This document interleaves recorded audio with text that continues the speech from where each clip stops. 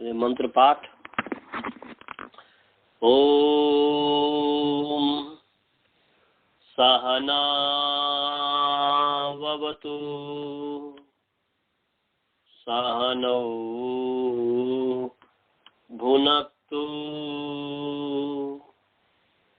सह वीर्यं करवावहै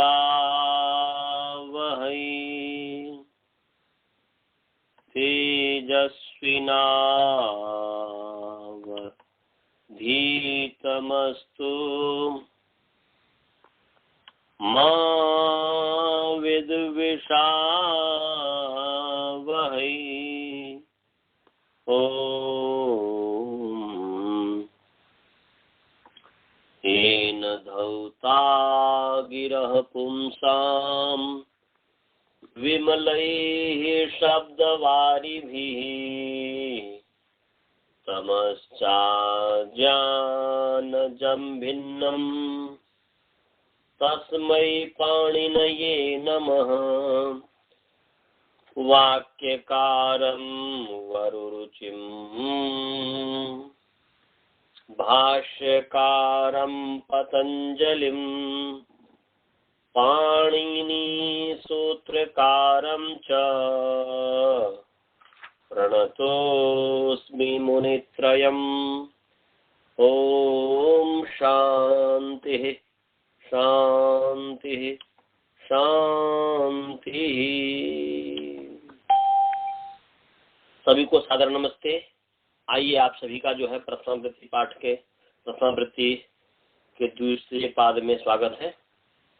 द्वितीय पाद का प्रथम सूत्र जो हम शुरू करेंगे। पिछले पाठ में किसी को कोई शंका कोई प्रश्न तो नहीं है? आगे चले। बालबोध जी कोई प्रश्न तो नहीं है? चलिए जी। पूर्वापरा धरोत्तर मेक देशिनैकाधिकरणे। तो पूर्वापराधरोत्तरम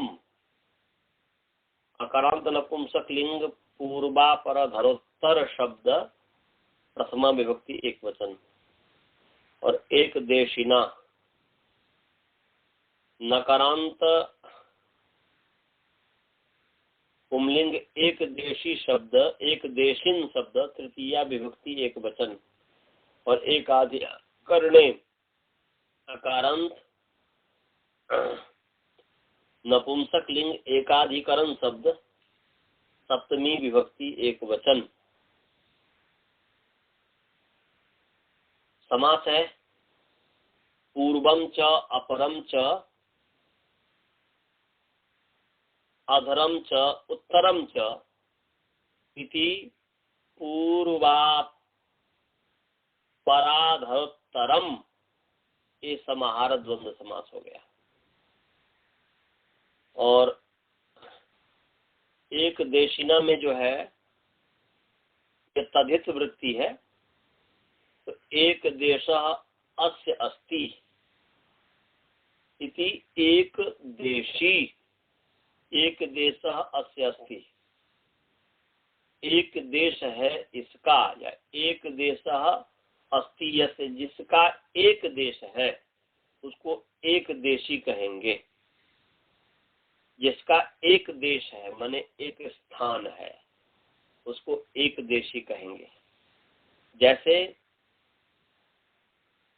आत्मा, उदाहरण के लिए कि जैसे आत्मा आत्मा का एक स्थान है। क्या स्थान है जी वसुधा जी? आत्मा का कौन सा स्थान है? एक स्थान बोल सकते हैं? बता सकते हैं? वसुधा जी, अनंत जी, कोई भी बोलिए। हाँ जी। शरीर ने एक देशी तो आत्मा हो गया, एक देश हो गया शरीर। मने एक देश अस्ति यस्य जिसका एक देश है। देश माने स्थान, प्लेस। जिसका एक प्लेस है उसको कहेंगे एक देश एक प्लेस, एक स्थान वाला। तो आत्मा एक देशी है क्योंकि हम इस शरीर में हैं, हम दूसरे चीज में नहीं है। आपके पास जो पड़ा होगा टेबल, ग्लास इत्यादि, उसमें आप नहीं है। यदि आप होते तो आपको अनुभव होना चाहिए था कि वो उसमें मैं हूं। तो यहाँ पर एक देशी हम है, परंतु परमात्मा जो है वह सर्वदेशी है। ईश्वर हर जगह है, भगवान हर जगह है, हर चीज में मौजूद है। वह ग्लास में भी है, वह हमारे शरीर के कण कण में है, वह हर चीज में, जहां तक हमारी दृष्टि जाती है या नहीं जाती है, हर जगह है। तू हर जगह मौजूद है पर नजर आता नहीं, योग साधन के बिना तुझे कोई पाता नहीं। परमात्मा हर जगह मौजूद है, परंतु जो योग रूपी जो साधन है उसको जब हम प्राप्त करते हैं, योग साधन को जब अपनाते हैं, योग रूपी साधन को, तब हमें परमात्मा हर चीज में है ये इसका अनुभव होता है, इसका ज्ञान होता है। जब तक मन के अंदर गंदगी रहेगी तब तक हमें न परमात्मा का रियलाइज होगा और न खुद का रियलाइज होगा, न खुद की अनुभूति होगी। बस इतना है कि मैं शरीर में हूँ, परंतु मैं आत्मा हूँ या मैं मन हूँ, बुद्धि हूँ, क्या हूँ, ये भेद का रियलाइजेशन नहीं होता है, अनुभूति नहीं होती है कि दोनों, न मैं बुद्धि हूँ, न मैं चित्त हूँ, न मैं अहंकार हूँ। शब्द से तो हम समझते हैं, परंतु वस्तुतः खुद हमें रियलाइज नहीं है कि मैं ऐसा हूँ, मैं शुद्ध हूँ, मैं अपरिणामिनी हूँ, मैं दर्शित विषया हूँ, मैं अप्रतिसंक्रमा हूँ, इत्यादि इत्यादि मेरा स्वरूप है। ऐसा मैं खुद का अनुभव नहीं कर पाता हूँ, क्योंकि मन में वह गंदगी होती है। उस गंदगी को पहले, जो भी मन में गंदगी है उसको पहले हमें तनु करना चाहिए, और तनु करके फिर उसको दग्ध बीज करना चाहिए। जैसे उदाहरण के लिए मैं एक बता दूं, एक देशी पर ये बात आ गई तो इसको पूरा मैं प्रकरण ही समझा दूं थोड़ी देर के लिए। जैसे suppose that you have sheet, आपके पास चादर है, आपके पास चादर है या दरी है। दरी को आप जमीन में बिछाते हो, उसमें बालू इत्यादि, मिट्टी इत्यादि से संश्लिष्ट हो जाता है, संयुक्त हो जाता है उसमें। तो एक जनरल नॉलेज है, एक सामान्य ज्ञान है कि बालू से युक्त जो या मिट्टी से युक्त जो दरी है जिसको हमने जमीन पर बिछाया था, उसको हम पहले झाड़ते हैं और झाड़ करके मोटा मोटा जो उसमें गंदगी है उसको निकाल देते हैं, उसको हटा देते हैं। और फिर उसमें जो गंदगी और होगी, जो झाड़ने पर भी नहीं जाता है, तो उसको साबुन इत्यादि के माध्यम से, पानी इत्यादि के माध्यम से उसको धोते हैं। ऐसे ही मन के अंदर जो गंदगी है, मन के अंदर, मन एक मानो चादर है, इसके अंदर जो न जाने कितने जन्मों की गंदगी इसमें है, तो उस गंदगी को पहले हमें झाड़ना चाहिए। वो गंदगी झड़ेगा किससे? तो वह है क्रिया योग से। क्रिया योग से जो मन के अंदर गंदगी है, मन के अंदर जो मैल है, उसको तनु करना है, झाड़ना है। वो क्रिया योग क्या है? तो क्रिया योग है तप स्वाध्याय ईश्वर प्रणिधानानि क्रिया योग। तप, स्वाध्याय और ईश्वर जो प्रणिधान है, इसका नाम क्रिया योग है। तीनों के समुदित एक समूह जो एक साथ होगा तो वो क्रिया योग होगा। तप माने तपो द्वंद्व सहनम, द्वंद्व का सहना, सुख दुख हानि लाभ, मान अपमान, उन्नति अवनति, भूख प्यास, सर्दी गर्मी इत्यादि को एक उत्तम कार्य के लिए, एक उत्कृष्ट कार्य के लिए, परमात्मा को प्राप्त करने के लिए, आत्मा खुद को जानने के लिए, खुद को पहचानने के लिए हम जब भूख प्यास को सहते हैं, सुख दुख को सहते हैं, मान अपमान को सहते हैं, उन्नति अवनति को सहते हैं, हर चीज को सहते हैं, तो इसका नाम तप हो जाता है। तो तप एक क्रिया योग का पार्ट है। केवल ये करेंगे तो नहीं होगा, तप के साथ साथ स्वाध्याय भी करना पड़ेगा। और स्वाध्याय का मतलब होता है कि मोक्ष शास्त्राध्ययनम अप्रणवादी पवित्राणाम जपः, माने मोक्ष शास्त्र का अध्ययन करना और साथ साथ ओंकार आदि जो परमात्मा के पवित्र नाम है उसका जप करना, ये स्वाध्याय है। और ईश्वर प्रणिधान, ईश्वर प्रणिधान का मतलब हुआ कि सभी प्रकार की क्रियाओं को, जो भी हम कर्म करते हैं प्रातः काल से लेकर के रात्रि पर्यंत तक, इन सभी कर्मों को परम गुरु जो परमात्मा है उसके ऊपर अर्पण करना, कर देना, ये ईश्वर प्रणिधान है। कि सब कुछ त्वदीयम वस्तु गोविंद तुभ्यमेव समर्पये, हर एक कर्म को परमात्मा के प्रति समर्पित करना है, सुबह से लेकर के रात्रि तक का। और दूसरा कि जो भी क्रिया करते हैं तो उसका फल मिलेगा, परंतु उस फल का संन्यास कर देना, उस फल को त्यागना, त्याग माने फल की इच्छा किए बिना उस कर्मों को करना, ये ईश्वर प्रणिधान है। तो ये तीनों मिलकर के क्रिया योग, ईश्वर तपस्वाध्याय ईश्वर प्रणिधानानि, ये बहुवचन है, क्रिया योग एक वचन है। तो क्रिया योग एक वचन इसलिए दिया है, होना तो चाहिए कि प्रणिधानानि यहाँ है तो क्रिया योगा बनना चाहिए था कि भाई तप का नाम भी क्रिया योग है, स्वाध्याय का नाम भी क्रिया योग है, ईश्वर प्रणिधान का नाम भी क्रिया योग है। परंतु यहाँ पर महर्षि पतंजलि जी ने सूत्र में तप स्वाध्याय ईश्वर प्रणिधानानि क्रिया योग, क्रिया योग प्रथमा विभक्ति एक वचन किया है। क्यों किया है? इसलिए प्रथम एक वचन किया है कि तीनों को मिला करके क्रिया योग है। केवल तप करते हैं तो क्रिया योग नहीं है, केवल स्वाध्याय करते तो क्रिया योग नहीं है, केवल ईश्वर प्रणिधान करते तो क्रिया योग नहीं है। तीनों जब एक साथ करते हैं, तीनों जब साथ में जीवन में चल रहा होता है तो उसका नाम क्रिया योग होता है। तो वो जो क्रिया योग करेंगे, उस क्रिया योग के द्वारा मन का मैल तनु होगा, हल्का होगा, और फिर जो है उस हल्के मैल को, हल्के हुए जो तनु हुए जो चित्त है, मन है, अब उसको क्या करेंगे?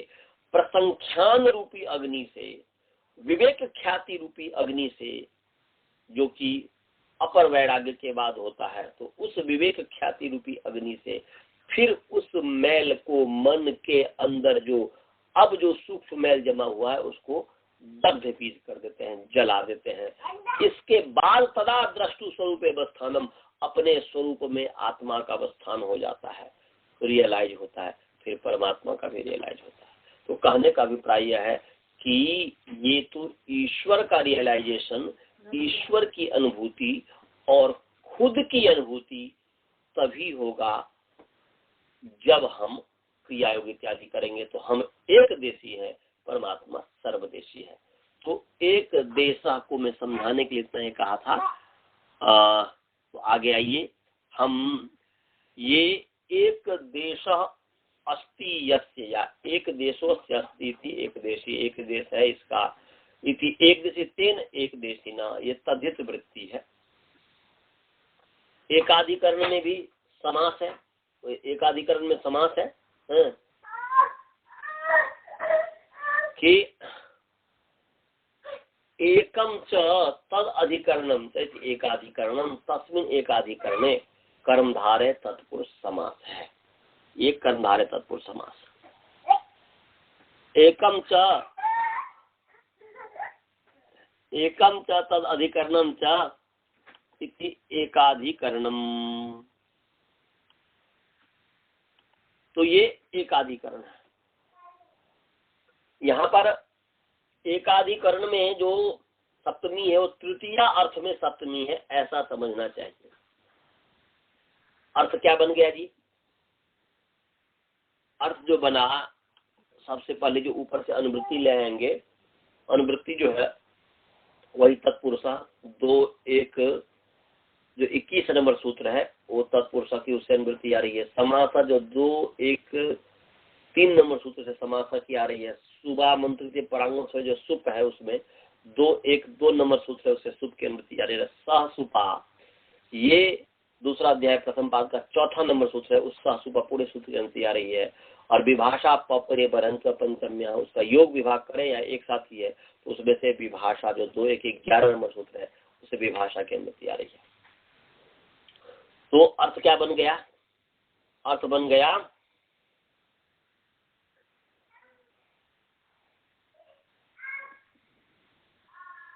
गया कि पूर्वा पराधरोत्तरम या पूर्व अपर अधर उत्तर इत्येते सुबंताः। सुबंत है तो पूर्वा पर धरोत्तरम जो है तो पूर्व पर अपर अधर, पूर्व माने पूर्व अपर अधर, सॉरी पूर्व अपर अधर 3 है और चौथा उत्तर है, तो पूर्व अपर अधर इत्येते समर्था सुबंताः। एकाधिकरण वाचिना, तृतीयार्थ में सप्तमी है तो एकाधिकरण वाचिना अर्थात अधिकरण माने द्रव्य। एकाधिकरण का मतलब है एकम च तद अधिकरणम च, एक और वही अधिकरण हो, एक और वही अधिकरण हो। अधिकरण का मतलब है द्रव्य। तो एक द्रव्यवाचिना एक देशिना समर्थेन सुबंतेन सह विभाषा समस्यन्ते तत्पुरुषश्च समासो भवति। ये अर्थ हुआ। तो ये पूर्व अपर अधर और उत्तर ये अवयववाची सुबंत है। ये जो है अवयववाची सुबंत है।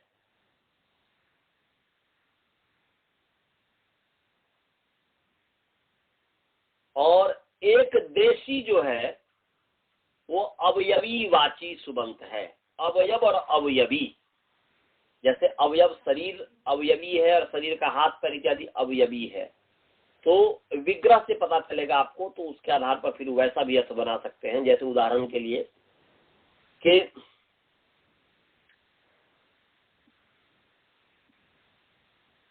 पूर्वम कायस्य,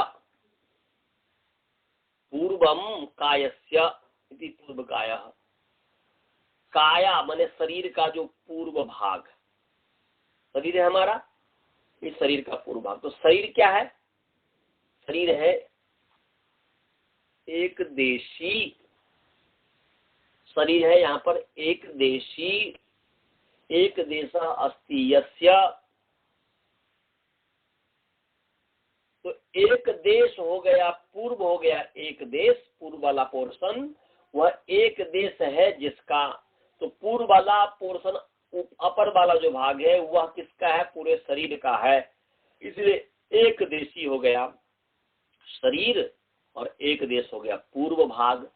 तो पूर्वम कायस्य इति पूर्व कायः, शरीर का पूर्व भाग। तो पूर्व क्या है? ये अवयववाची है, अवयव है हाथ पूर्व भाग। जैसे मान लीजिए कि अधर और मैंने पूर्व भाग और अपर भाग, तो पूर्व भाग हो गया यदि नाभि से मान लो कि नाभि से ऊपर हो गया अपर, मैंने पूर्व भाग, नाभि से नीचे हो गया अपर भाग अपेक्षाकृत।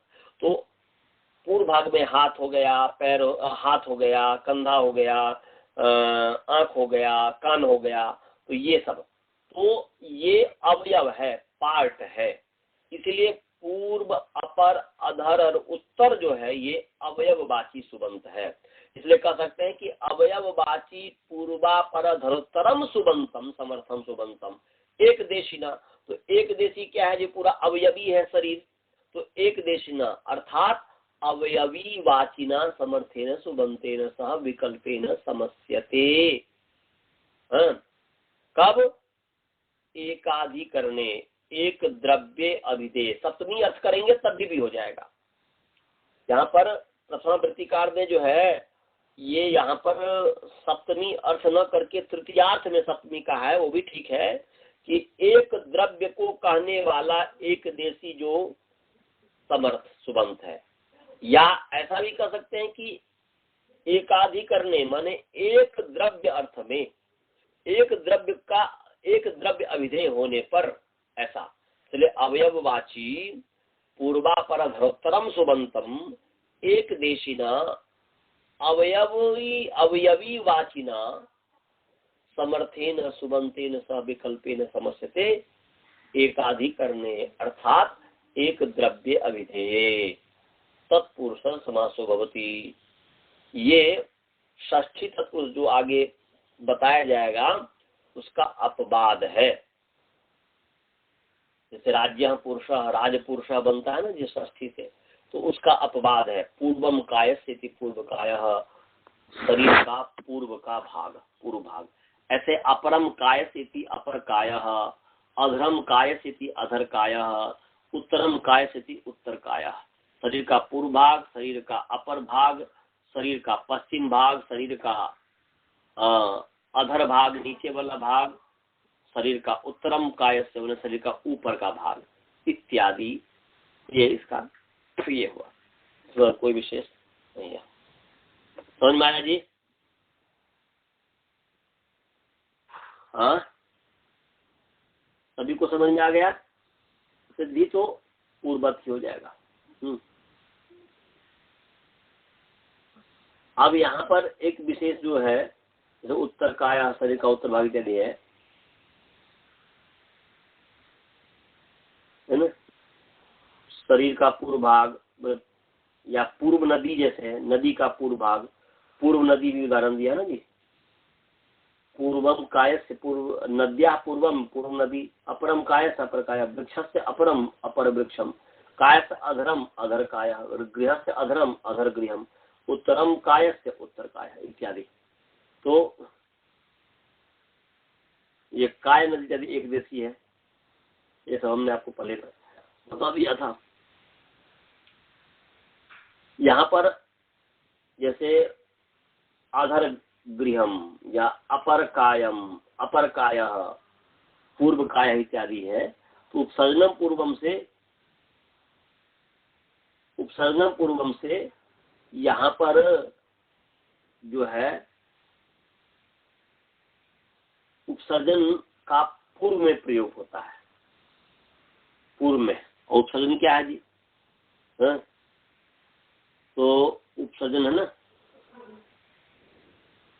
प्रथमा निर्दिष्टम समास विधायक सूत्र में, प्रथमा निर्दिष्टम समास उपसर्जनम, प्रथमा समास विधायक सूत्र में जो प्रथमा निर्दिष्ट पद है उसकी उपसर्जन संज्ञा होती है। तो पूर्वा पर धरोत्तरम प्रथमा निर्दिष्ट पद है, इसलिए इसकी उपसर्जन संज्ञा उसका पूर्व में प्रयोग हो गया, इसलिए अपर काया अपर वृक्षम इत्यादि ये हो गया। आगे है अर्धम नपुंसकम, अर्धम नपुंसकम, अर्धम अकारांत नपुंसकलिंग, अर्ध शब्द प्रथम एक वचन है, नपुंसकम अकारांत नपुंसकलिंग, नपुंसक शब्द प्रथम एक वचन है। इसमें अनुवृत्ति आ रही है, इसमें जो है वही पहला जो सूत्र है पूर्वापर देश करने से एक देश नैकाधिकरणे की अनुवृत्ति आ रही है, तत्पुरुष की अनुवृत्ति आ रही है जो 2-1-21 नंबर है, समासा जो 2-1-3 नंबर है, सुप जो 2-1-2 है, और विभाषा जो 2-1-11 है, इस सब की अनुवृत्ति आ रही है। तो अर्थ क्या बन गया जी? अर्थ बन गया नपुंसकम अर्धम, नपुंसकम अर्धम, अर्थात नपुंसक लिंगे वर्तमाने यो अर्थ शब्द, अर्ध शब्द, नपुंसकम अर्धम, सुप प्रथम प्रत्यय कर दीजिए, और एक देशिना सुपासा विभाषा समस्यते एकाधिकरणे, एकाधिकरणे वाच्य एक द्रव्य वाच्य ऐसा। तो मने नपुंसक अर्ध सुबंत, नपुंसक अर्ध सुबंत, इसका मतलब है कि नपुंसक लिंग में वर्तमान जो अवयववाची जो समर्थ सुबंत, नपुंसक लिंग में वर्तमान जो अवयववाची जो समर्थ सुबंत के साथ जो है विकल्प से समास को प्राप्त होता है, तो एक देशिना इत्यादि की अनुवृत्ति आ रही है, तो क्या हो जाएगा, नपुंसक लिंगे वर्तमानम अवयव, नपुंसक लिंगे वर्तमानम अवयववाची समर्थम सुबंतम। इसमें अवयववाची जोड़ सकते हैं कि नपुंसक लिंगे वर्तमाने अवयववाची समर्थम सुबंतम, एका माने एक देशिना समर्थेन सुबंतेन सह, एक देशिना समर्थेन सुबंतेन सह विभाषा समस्यते एक द्रव्य अभिधेय, एकाधिकरणे एक द्रव्य अभिधेय तत्व समासो भवति। ये भी षष्ठ पुरुष का अपवाद है। जैसे अर्धम पिपल्या इति अर्ध पिपली, पिपली का आधा भाग, तो यहाँ पर अर्धम जो है अवयववाची है और पिपली जो है एक देशी है, अवयवी वाची है। तो वही अर्थ हो गया कि अवयववाची नपुंसकम अर्धम, अर्थात नपुंसक लिंगे वर्तमानम या नपुंसक लिंगे वर्तमानम अवयववाची अर्धम सुबंतम समर्थम सुबंतम एक देशिना अर्थात अवयवी वाचिना समर्थेन सुबंतेन सह विभाषा समस्ते, ऐसा अर्थ हुआ। विकल्प न समझते तत्पुरुष विभाषा समझते तत्पुरुष समास भवति। इसी बात को यहाँ पर अपने शब्दों में करें प्रथम प्रतिकार कि नपुंसक लिंगे वर्तमानो यो अर्ध शब्द स एकाधिकरण वाचना एक देशिना सुबंतेन स विभाषा समस्ते तत्पुरुष समासो भवति। ये कहा नपुंसक लिंग में वर्तमान जो अर्ध शब्द है, अर्ध शब्द नपुंसकम यहाँ पर प्रथमा सप्तमी अर्थ में है, ऐसा मान लीजिए, और नपुंसक लिंगे ऐसा अर्थ हो गया। नपुंसक लिंगे वर्तमानो यो अर्ध शब्द स एकाधिकरण वाचिना एक देशिना सुबंतेन सह विभाषा समस्यते तत्पुरुष समासो भवति। वो तत्पुरुष समास होता है। तो यहाँ पर नपुंसक अर्ध शब्द जो है पुंलिंग में भी प्रयुक्त होता है और अर्ध शब्द जो है नपुंसक लिंग में भी प्रयुक्त होता है। अर्ध शब्द पुंलिंग में भी प्रयुक्त होता है और पुंलिंग में भी होता है और नपुंसक में। यहाँ पर नपुंसक यदि केवल नपुंसक में ही प्रयुक्त होता तो यहाँ पर केवल नपुंसक विशेषण देने की आवश्यकता ही नहीं है। इसका मतलब ये हुआ कि अर्ध शब्द जो है नपुंसक के अलावा अन्य में भी प्रयुक्त होता है, इसलिए यहाँ पर नपुंसकम विशेषण जो है अर्धम का सार्थक है। कि समप्रविभाग अर्थ में, समप्रविभाग अर्थ में अर्ध शब्द नपुंसक लिंग में माने आधे अर्थ में, आधा समप्रविभाग मतलब हुआ, समप्रविभाग का मतलब हुआ आधा। समप्रविभागे अर्ध शब्दों नपुंसके वर्तते, माने समप्रविभाग अर्थ में, माने समप्रविभाग मतलब हुआ कि आधे को कहने जो आधे अर्थ में अर्ध शब्द जो है नपुंसक में है और ततो अन्यत्र उससे अन्यत्र पुंलिंग में है, उससे अन्यत्र जो है पुंलिंग में है। तो यहाँ पर पिपल्या अर्धम अर्ध पिपली, पिपल्या अर्धम इति अर्ध पिपली, कौशातक्या अर्धम इति अर्ध कोशातकी, तोरी का आधा भाग। कोशातकी जो है वो तोरी को कहते हैं। तोरी जो सब्जी है कहता है तोरी, आप समझते होंगे। पिपली तो समझते ही है कि पिपली होता है जो स्पाइस होता है, वो आयुर्वेद में बहुत ही लाभकारी है, आयुर्वेद का एक तरह से दवा है और मसाला है एक तरह से। तो ये जो है पिपली का आधा अवयव, आधा भाग, वो अर्ध पिपली हुआ।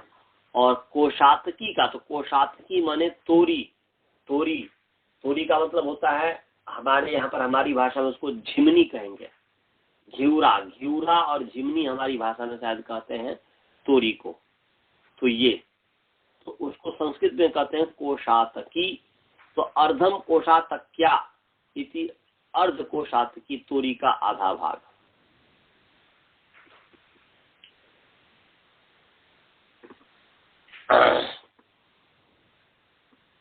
अब देखिए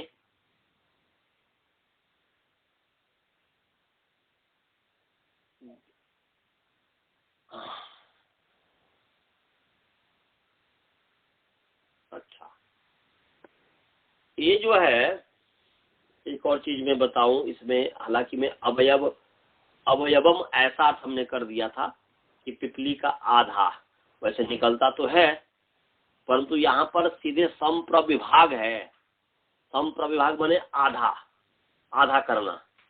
आधे को कहने में जो है ये नपुंसकलिंग है, परंतु आधे को कहने में जो है अर्ध शब्द नपुंसकलिंग है, वो फिर समास को प्राप्त होता है। परंतु अवयव अर्थ में ऐसा कर रहे हैं कि नपुंसकलिंग अर्ध शब्द महाभाष्य के अनुसार, महाभाष्यानुसारेण अर्ध शब्द संप्रविभागे नपुंसकलिंग, माने यहाँ पर भाष्य जो है, महाभाष्य जो है उसके अनुसार जो है अर्ध शब्द संप्रविभाग अर्थ में नपुंसकलिंग है और अवयवार्थे पुंलिंग।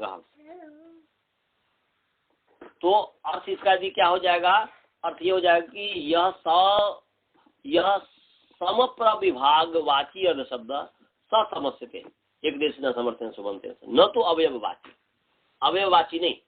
जैसे अर्धम पिपल्या थी, अर्ध पिपली, पिपली का आधा, बस सीधे आधा को कह रहा है, पिपली का आधा। ये नपुंसक जो कहा, क्यों कहा है नपुंसकमिति किम, काश का जब आगे पढ़ेंगे तो पदकृत्य में नपुंसकमिति किम, तो ये आपको पता चलेगा। वहां पर बताया उदाहरण है नपुंसक में, ग्रामस्य अर्धम, अर्ध इति ग्रामार्ध, अर्ध गांव का एक देश, गांव का एक देश, एक स्थान, गांव है, गांव का आधा। तो यहाँ पर ग्रामस्य अर्ध का मतलब हुआ ग्रामार्ध, गांव का अवयव, माने एक देश को करे, ग्रामस्य एक देश इत्यर्थ।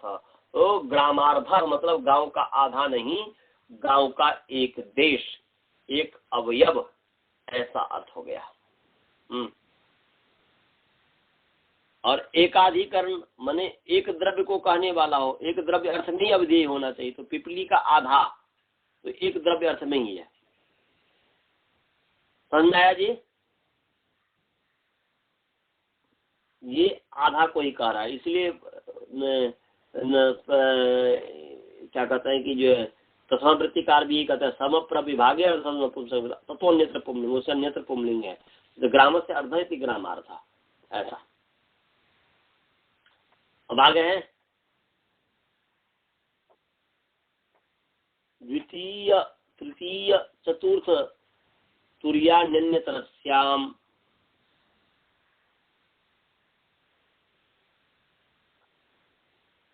द्वितीय तृतीय चतुर्थ तुर्याणि अकारांत नपुंसक लिंग। द्वितीय तृतीय चतुर्थ तुर्य शब्द प्रथमा विभक्ति बहुवचन है, तो अन्य तरस्याम जो है अव्यय पद है, विभक्ति प्रतिरूपक अव्यय है। समास हो गया द्वितीयम च तृतीयम च चतुर्थम च तुर्यम च इति द्वितीय तृतीय चतुर्थ तुर्यानि, ये इतरेतर योग द्वंद्व हो गया। ऊपर से अनुवृत्ति जो है इसमें भाई एक देशाधि माने एक देश नैकाधिकरणे, ये पहला जो सूत्र है, दूसरे पाद का पहला सूत्र। और तत्पुरुष जो 2-1-22 है उसे तत्पुरुष के अंदर आ रही है। समासा जो 2-1-3 से आ रही है, और सुप 2-1-2 नंबर सूत्र, सहसुपा 2-1-4 और विभाषा 2-1-11 से आ रही है। तो अर्थ क्या बन गया जी? अर्थ बन गया द्वितीय तृतीय चतुर्थ तुर्य इत्येते समर्था सुबन्ताः, इत्येते समर्था सुबन्ताः एकाधिकरणवाचिना अर्थात एक द्रव्यवाचिना एक देशी न समर्थेन सुबंतेन सह विभाषा समस्यन्ते तत्पुरुष समासो भवति।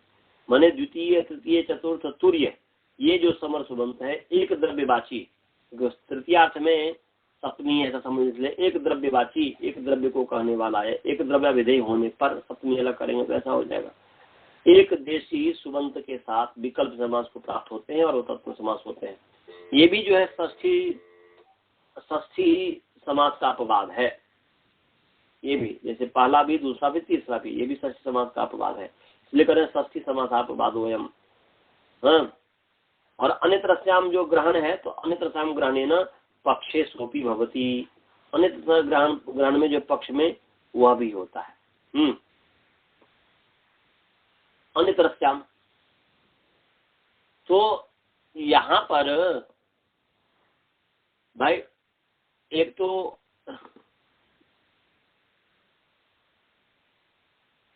प्रश्न ये है कि जब ऊपर से विभाषा की अनुवृत्ति आ ही रही है महाविभाषा की, तो फिर अन्यत्रस्याम ग्रहण क्यों किया?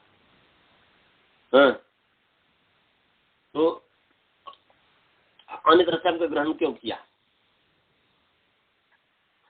इसका अर्थ ये होना चाहिए पूरा कि द्वितीय तृतीय चतुर्थ तुर्य इत्यते समर्था सुबंता अन्यतरस्याम एक देशिना एकाधिकरण वाचिना एक देशिना समर्थेन सुबंतेन सब विकल्पेन समस्यन्ते तत्पुरुष समासो होती। ये भी षष्ठी तत्पुरुष समास का बाद है। तो अन्यतरस्याम जो ग्रहण किया है तो ग्रहण से पक्ष में वह भी होता है, माने पक्ष में वह भी होता है, पक्ष में वह भी होता है मतलब षष्ठी तत्पुरुष समास भी होता है। षष्ठी तत्पुरुष का अपवाद है ना जी, तो ये पक्ष में षष्ठी तत्पुरुष समास भी होगा। ये सीधे ये था, इसको कह सकते हैं एकाधिकरण तत्पुरुष कह सकते हैं, एकाधिकरण तत्पुरुष एक देशी तत्पुरुष। परंतु यह है कि यहाँ पर जो अन्यत्रस्याम ग्रहण किया कि द्वितीय तृतीय चतुर्थ तुर्य जो सुबंत है वो विकल्प से एक देशी समर सुबंत के साथ फिर विकल्प से समास को प्राप्त होते। दो बार विकल्प कहा, तो एक बार जो विकल्प कहा है तो ये षष्ठी तत्पुरुष समास का है, इसलिए अन्यत्रस्याम ग्रहण से पक्ष में षष्ठी तत्पुरुष भी होता है। और विभाषा ग्रहण जो किया उससे पक्ष में विग्रह भी होता है, माने एक विग्रह भी होगा और तृतीय तत्पुरुष समास भी हो जाए, षष्ठी तत्पुरुष समास भी हो जाएगा और फिर एकाधिकरण तत्पुरुष भी हो जाएगा। तो जैसे द्वितीय है, द्वितीयम भिक्षायाः, द्वितीयम भिक्षायाः इति द्वितीय भिक्षा, द्वितीय भिक्षा एक बार तो ये हो जाएगा द्वितीयम भिक्षाया यदि द्वितीय भिक्षा, और पक्ष में वह भी होता है तो भिक्षाया द्वितीयम षष्ठी तत्पुरुष समास हो जाएगा। तो षष्ठी तत्पुरुष समास में भिक्षा पहले आ जाएगा, षष्ठी तत्पुरुष समास में भिक्षा पहले आ जाएगा। द्वितीय क्योंकि वो जो है उपसर्जन जो होगा वो पूर्व में होगा, तो यहाँ पर द्वितीय तृतीय चतुर्थ तुर्यान्यतरस्याम में ये तो प्रथमा है, प्रथमा निर्दिष्ट समास विधायक सूत्र में जो प्रथमा निर्दिष्ट पद है, तो द्वितीय तृतीय चतुर्थ तुर्यानी ये प्रथमा निर्दिष्ट पद है, इसलिए इसका पूर्व प्रयोग हुआ, द्वितीय भिक्षा हो गया। परंतु जो षष्ठी तत्पुरुष समास जब होगा तो षष्ठी प्रथमा विभक्ति, इसलिए प्रथमा निर्दिष्ट उससे जो है द्वितीय भिक्षा हो गया, इसलिए द्वितीयम भिक्षाया माने भिक्षाया द्वितीयम भिक्षा द्वितीयम ये हो गया। तो षष्ठी समास भी हो गया अन्यत्रस्याम से। और जो विभाषा की अनुवृत्ति आ रही है वो तीसरा पक्ष हो गया तृतीयम, वो जो है विग्रह भी रहेगा, द्वितीयम भिक्षाया भी रहेगा। अब तृतीयम का तृतीयम भिक्षाया तृतीय भिक्षा और भिक्षा तृतीयम वा, चतुर्थम का चतुर्थम भिक्षाया चतुर्थ भिक्षा भिक्षा चतुर्थम वा, तुर्यम भिक्षाया तुर्य भिक्षा और भिक्षा तुर्यम वा, ये दोनों माने दोनों तरीके से होता है।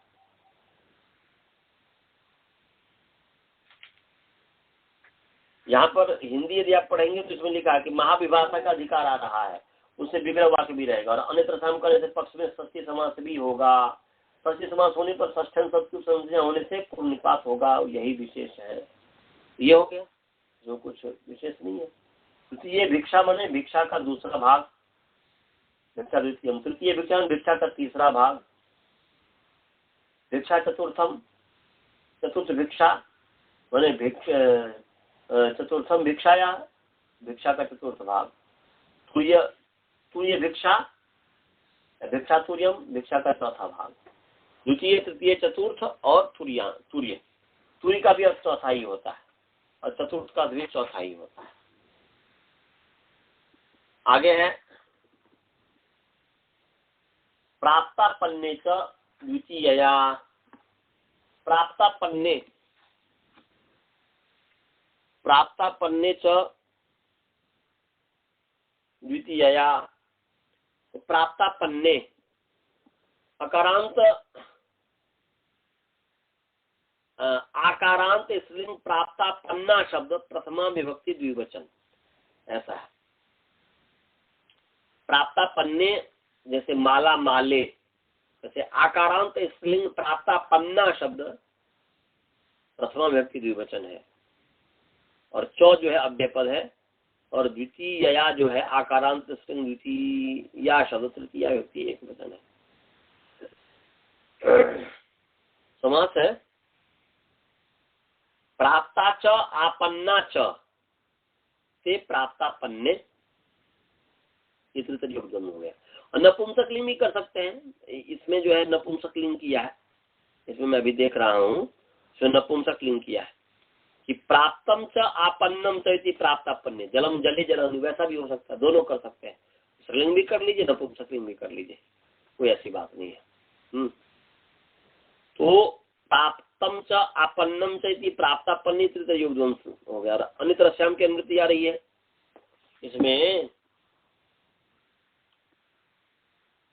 इसमें जो है तत्पुरुष की अनुवृत्ति आ रही है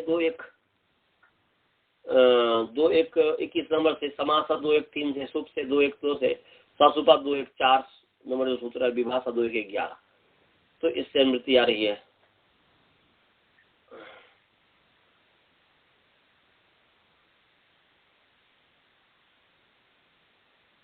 उदाहरण इसका जो अर्थ हो गया,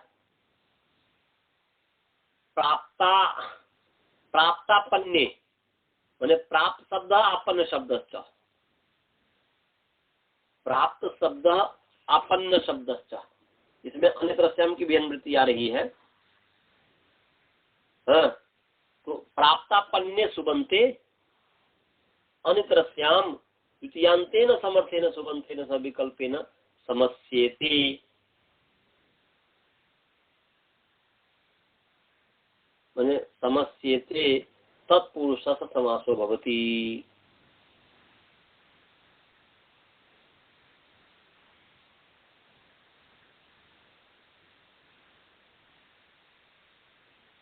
उदाहरण के लिए जैसे ये द्वितीय तत्पुरुष का अपवाद है और द्वितीय तत्पुरुष का अपवाद है तो अन्यत्र ग्रंथ से हुआ भी हो जाएगा। जैसे प्राप्ता, जैसे करके प्राप्ता जीविकाम इति प्राप्त जीविका,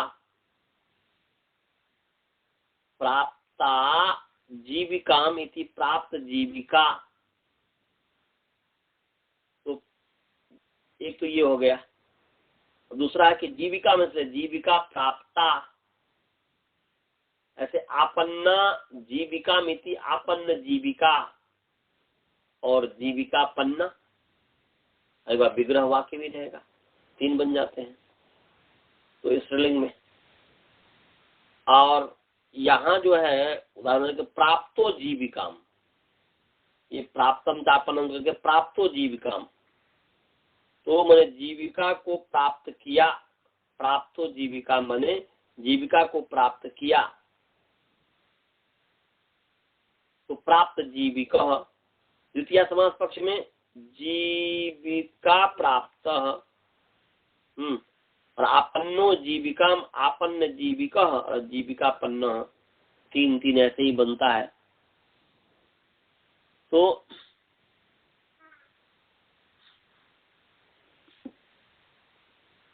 इसमें कोई विशेष नहीं है।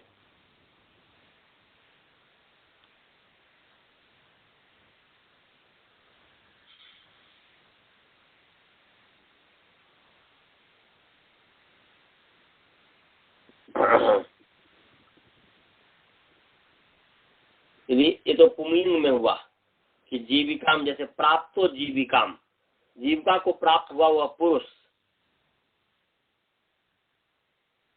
और यदि स्त्रीलिंग में करेंगे तो प्राप्ता जीविकाम, जो आपने कहा था, जीविका को प्राप्त हुई वो नारी, स्त्री।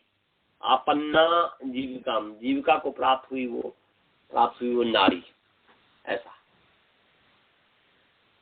तो कोई विशेष नहीं है। आगे है काला परिमाणिना। काला अकारांत पुल्लिंग काल शब्द, प्रथमा विभक्ति बहुवचन, परिमाणिना नकारांत परिमाणी, परिमाणिनो परिमाणिना है। तो नकारांत पुल्लिंग परिमाणिन शब्द तृतीया विभक्ति वचन। ऊपर से इसमें तत्पुरुषा के मृत्यु आ रही है, समासा सुप्रसा सुपा विभाषा सबके मृत्यु आ रही है। तो काला माने कालवाचिनः,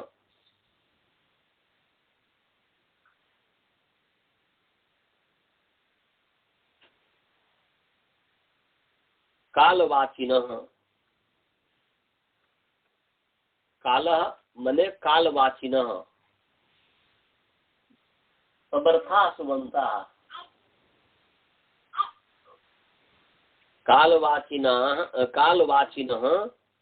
समर्था सुबंता, परिमाणी वाचिना, परिमाणी वाचिना, तो परिमाणी ना है ना जी, तो परिमाणी वाचिना समर्थेन सुबंतेन सब विभाषा समस्यन्ते तत्पुरुष समासो भवति। तो यहाँ पर जब परिमाणी है तो परिमाणी, परिमाणी का मतलब क्या हो जी? परिमाणम अस्ति परिमाणी, परिमाणम अस्ति यस्य, जिसका परिमाण है उसको परिमाणी कहेंगे। जिसका परिमाण है, इसका मतलब कि काल जो है वो परिमाणवाची हो गया। इसलिए यहाँ पर प्रथम वृत्तिकार ने कहा परिमाणवाची न, ऐसा कहा है। परिमाणी की अपेक्षा से यहाँ पर काल शब्द परिमाण हो गया, इसलिए परिमाणवाची न काल शब्दा परिमाणी वाचिना सुबंतेन सह विभाषा समस्यन्ते तत्पुरुषस्य समासो भवति, ऐसा इन्होंने कहा है। तो उदाहरण के लिए उदाहरण का पता चल जाएगा कि मासो जातस्येति मास जातः, ऐसा मासो जातस्येति मास जातः, संवत्सरो जातस्येति संवत्सर जातः। इसी प्रकार जो है द्व्यहो बने जातस्य, द्व्यहो जातस्येति, द्व्यः जातस्येति, द्व्यः जात अहम शब्द है। द्व्यहो और त्रयो, जातस्येति त्रयः जातः। तो यहाँ पर मासो जातस्य,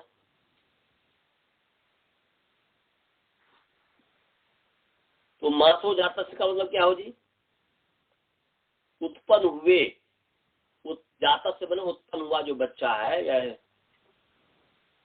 उसका मास माने एक मास, माने जिसे पैदा हुए एक मास हुआ है, जिसको वो पैदा हुए एक मास हुआ है, माने एक महीने का पैदा हुआ, तो पैदे हुए का एक मास, पैदा हुआ जो चीज है जो है उसका एक वर्ष, पैदा हुए का 2 दिन, पैदा हुआ का 3 दिन, माने तो 3 दिन जिसका जिसे पैदा हुआ एक वर्ष हुआ है वो संवत्सर जाता हो जाएगा, जिसका पैदा हुआ एक मास हुआ है वो मास जाता हो गया, जिसका पैदा हुआ 2 दिन हुआ है तो 2 दिन का पैदा हुआ है तो वो द्व्यः जाता हो जाएगा, जिसका 3 दिन का पैदा हुआ त्रयः जाता हो जाएगा। तो मासः संवत्सर और द्व्यः त्रयः, ये जो है कालवाची है और परिमाणवाची है। परिमाण, ये परिमाण बता रहा है, सीमा बता रहा है, परिमाण कि भाई 1 मास का है बच्चा, 1 मास का पैदा हुआ बच्चा, 1 मास का पैदा हुआ, 1 वर्ष का पैदा हुआ, तो जिससे पैदा हुआ 1 मास हुआ, तो यहाँ पर परिमाणवाची है। और परिमाणी क्या हो गया, वो बच्चा हो गया, जात जो है परिमाणी हो गया, माने जो उत्पन्न हुआ है, उत्पन्न हुए चीज का ही तो 1 मास हुआ है। तो उत्पन्न हुआ, जो पैदा हुआ जो बच्चा है या कोई भी चीज है, पैदा हुआ जो भी प्राणी है, वो हो गया आपका परिमाणी वाची हो गया, परिमाणी अर्थ को कह रहा है। तो उसी का परिमाण बताया जा रहा है कि 1 मास का है, परिमाणम अस्ति यस्ति परिमाणी। तो ये मास जाता, मास असु जात गस इत्यादि करके पूर्ववर्ती हो जाएगा, इसमें कोई विशेष नहीं है। आगे है नई, नई जो है अव्यय पद है, तो क्या नई थी अव्ययम,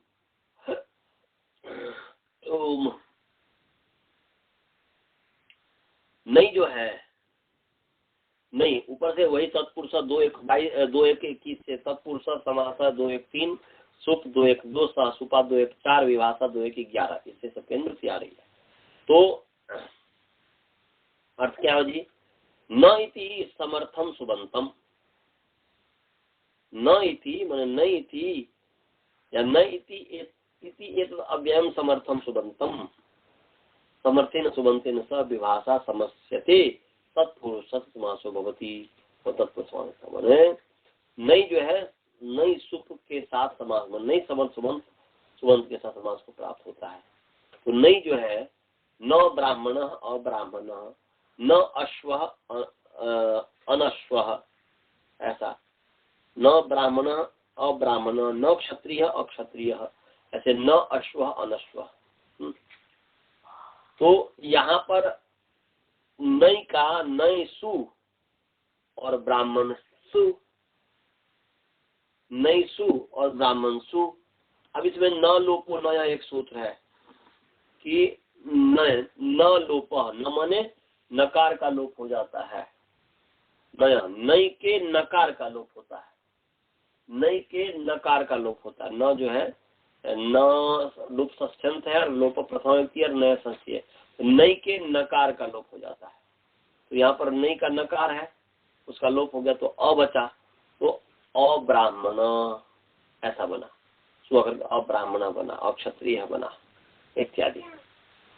न वृषल इति अवृषल इत्यादि, न अश्व अनश्व, इसमें कोई विशेष नहीं है। और जैसे न ब्राह्मण अब्राह्मण तो ठीक है, न अश्व अनश्व, तो यहाँ पर न अश्व अनश्व कैसे हो गया, यहाँ पर बीच में न कहाँ से आ गया, अनश्व में, अब्राह्मण में तो ठीक है, परंतु अनश्व में अ के बाद अश्व है, न और अश्व, तो न तो लोप हो गया तो अ बचा, तो और अश्व आश्व बनना चाहिए था, अनश्व क्यों हो गया। तो इसके लिए सूत्र है आजादे पर जो है तस्मान नुटची, उससे उत्तर जो है नुट का आगम होता है अच को। तो यहाँ पर तस्मान नुटची, वो जो नहीं किया उससे उत्तर जो है अच को जो है नुट आगम होता है। तो नुट हो गया, नुट आद्यंत तक तो से आदि में बैठ गया है, तो अ न अश्व अनश्व ऐसा बन गया, नुट का न बचता है तो अनश्व बन गया।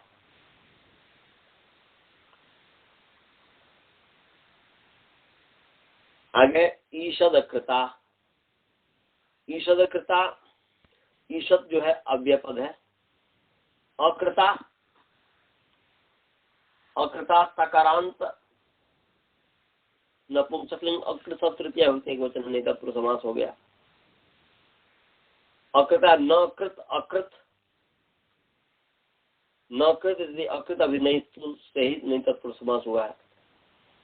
तेन अकृता, तो यहाँ पर नहीं तत्पुरुष समास है। तो ईषद इति अव्ययम समर्थम सुबंतम, यहाँ पर सब वही जो है अनुवृत्ति ले आएंगे, तत्पुरुष समास सुपाविवाह सबके नृत्य आएंगे।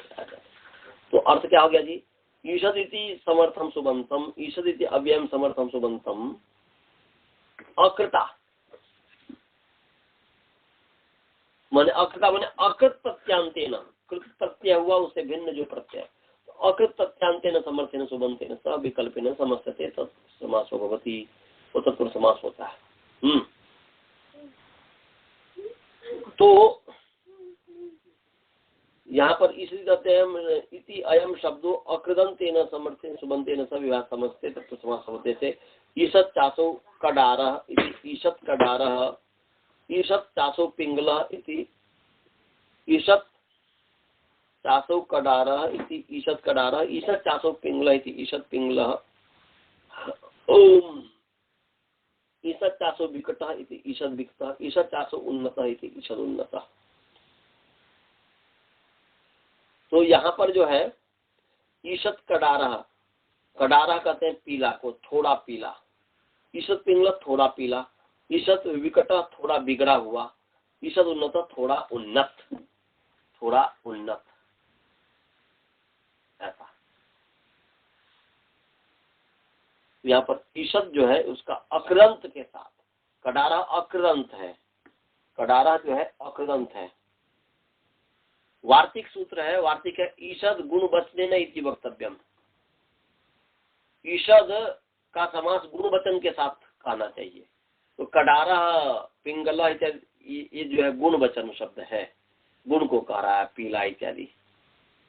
इसलिए वार्तिक है कि ईषद गुण वचनेन इति वक्तव्यम, ईषद को गुण वचन के साथ समास कहना चाहिए। समझ गया जी सभी? इसमें कोई विशेष नहीं है। और षष्ठी सूत्र जो है कल पढ़ाएंगे। कोई शंका हो तो पूछ रही, तो मंत्र पाठ। बाल बोल जी समझ में आया कि सोए रहे? वेट खोलो भाई। चलिए जी मंत्र पाठ करते हैं। ओम पूर्णमदः पूर्णमिदं पूर्णात् पूर्णमुदच्यते पूर्णस्य पूर्णमादाय पूर्णमेवावशिष्यते। ओम शांति शांति शांति। चलिए जी सभी को सादर नमस्ते।